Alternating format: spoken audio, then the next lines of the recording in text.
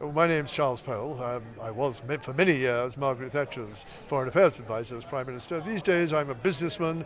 I'm a former President of the China-Britain Business Council and Chairman of the government's Asia Task Force. Now, as advisor to Margaret Thatcher, you would have had a lot to do with China. What changes have you seen over the years? Well, I went with Margaret Thatcher to China in the 1980s, and of course it was a very different world indeed.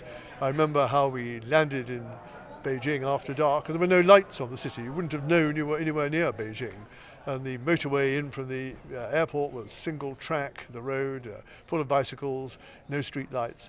Nowadays, as we all know, China has completely changed. No one, I think, who lived there and worked there in the 1980s would recognize it anymore because of the huge development, the cities, the companies, the infrastructure, everything about it. It is the most exciting country to visit in the world at the moment. I remember the first time I went there, I had to use the TV station in Beijing, and there was a tank outside the front door, so how times have changed.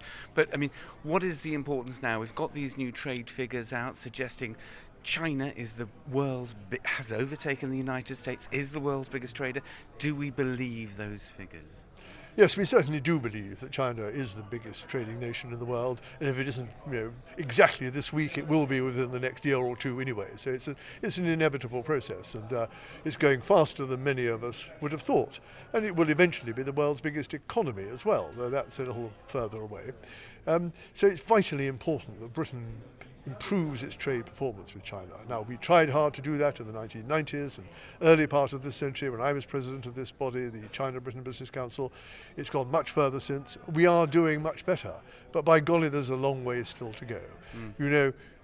We're less than 1% of China's imports, and for a country of our size and manufacturing abilities, we should be higher up the pecking order than that. So congratulations to everyone on what they've achieved, but my goodness, there's a long way still to go. And that is why conferences like this are so important, because they tell people about the opportunities to do business in China, how you exploit them, how you go about winning. That's what's important.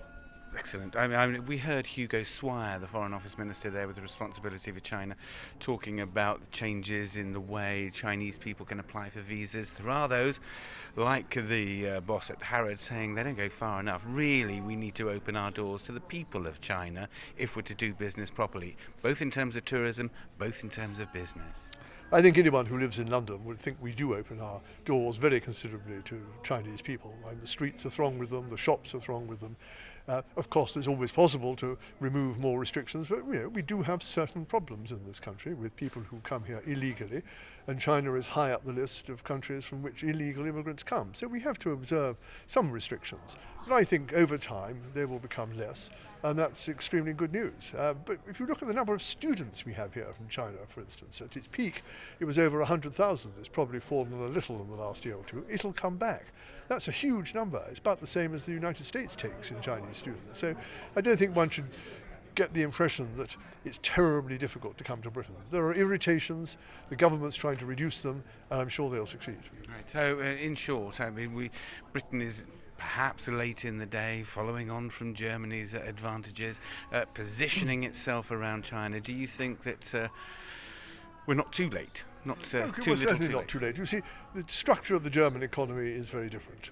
Germany is indisputably the world's greatest manufacturing power. It's exceeded the United States now in that.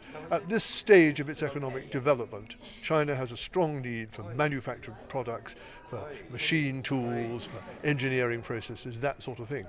Britain is better on modern technology, and I think as the Chinese economy develops and becomes more sophisticated, we shall do progressively better. So I'm not at all pessimistic or feeling defeatist in the face of Germany. No, we'll overtake them one day. Sir, thank you very much.